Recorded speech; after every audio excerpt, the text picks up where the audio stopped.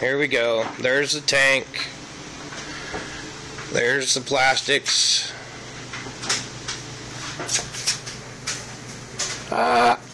Anyway, I'm starting the 1982 Honda 185S rebuild, and here's the walk around of what I'm starting with. As you can see, it's a little rough, but when I'm done it will look all new.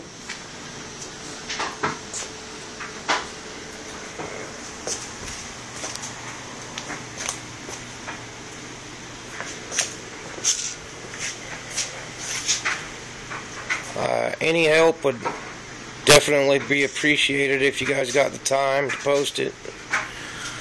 I got the recoil in the house. I got to rebuild it too. But anyway, Tulsa Mike checking out. Thanks guys. Bye.